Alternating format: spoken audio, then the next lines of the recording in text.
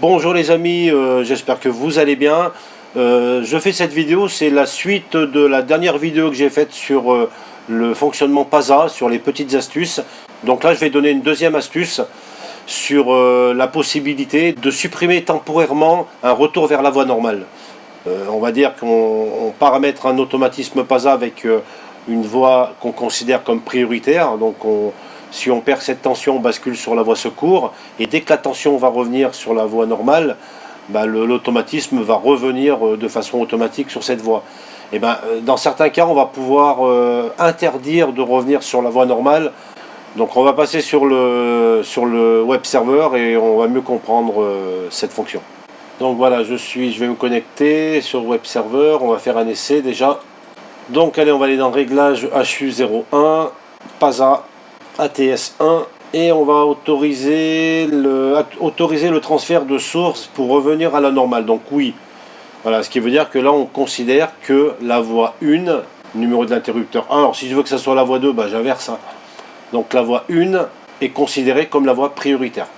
Donc j'ai pas besoin d'enregistrer, je vais aller tout de suite en sous-station, je vais cliquer sur mon icône PASA, je vais mettre de l'attention sur les deux voies. Vous voyez, voie 1, voie 2. Donc je vais perdre l'attention sur ma voie 1.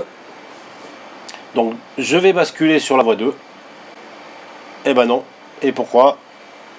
Parce qu'on n'a pas mis l'automatisme en service. Alors on va le mettre en service tout de suite. Source active surveillée. Et on recommence. On perd l'attention sur la voie 1. On ouvre et on ferme la voie 2. Voilà. À un moment donné dans la journée, l'attention va revenir sur la voie 1. Et dans ces cas-là, au bout d'une certaine temporisation qui est paramétrable, on va revenir voilà, de façon automatique sur la voie 1. Donc il se peut que ce basculement de retour va occasionner donc un black, bien sûr, pour l'utilisateur, qui ne va pas durer longtemps, mais ça sera quand même un black. Et il se peut que certaines fois, certains moments dans la journée, on ne veuille pas faire un retour automatique. On préfère attendre le soir, on préfère attendre le matin tôt. Enfin voilà, il y a plusieurs raisons pour... Ce qui n'empêche pas que si je perds l'attention sur la voie 2, je basculerai quand même sur la voie 1. Mais on va éviter de faire un retour sur la voie normale si on a les tensions sur les deux voies. Donc le client peut très bien décider qu'à certains moments, il ne veut pas autoriser ce retour vers la voie normale. Donc on va utiliser une entrée digitale du HU, l'entrée digitale 7 par exemple, pour interdire ce retour vers la voie normale. Et si on relâche l'entrée digitale 7, et ben dans ces cas-là, on autorisera de nouveau ce retour vers la voie normale. Donc pour cela, on va devoir retourner sur EtherJBuilder. Voilà, EtherJBuilder, et puis on va aller dans le Core DB. On va chercher notre entrée digitale 7 du HU250. On va à notre entrée digitale 7. Alors je rappelle, la dernière vidéo, nous avions sur l'entrée digitale 8 prévu un blocage de notre permutation. Donc la possibilité de bloquer complètement la permutation. Là, c'est pas le cas, c'est seulement un blocage du retour vers la voie normale. Donc sur l'entrée digitale 7, je vais sélectionner donc en device l'ATS1 et en coordonate, je vais dans Shell Wizard et je vais choisir l'ATS-BLK underscore ret comme retour. Donc je vais bloquer le retour vers la voie normale si mon entrée digitale 7 est active. Ok, je sauvegarde et j'envoie vers mon T300. Voilà, on se retrouve juste après sur le web serveur. Voilà, on se retrouve sur le web serveur, on va recliquer sur l'icône PASA, ça sera plus simple. On fait un premier essai sans activer l'entrée digitale 7. Donc je perds toujours ma tension sur la voie 1, j'ouvre et je bascule sur ma voie secours, qui se trouve ici.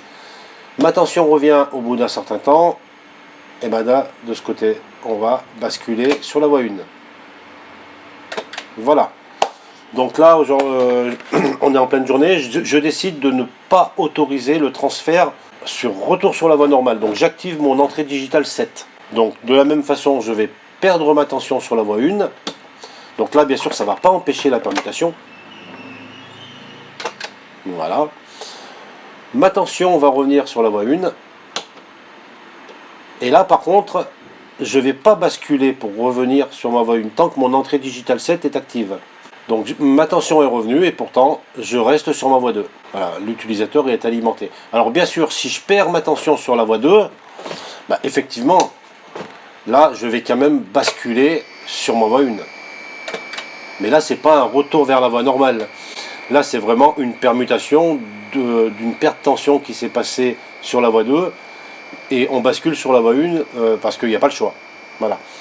Donc voilà pour cette vidéo. Donc la possibilité d'interdire le retour vers la voie normale à certains moments. Donc c'est un choix du client qui pourra tout à fait gérer un peu mieux son automatisme ATS. Merci, j'espère que vous avez aimé cette vidéo. Pensez à vous abonner, pensez à liker, laissez-moi des commentaires et je vous dis à très bientôt. Au revoir.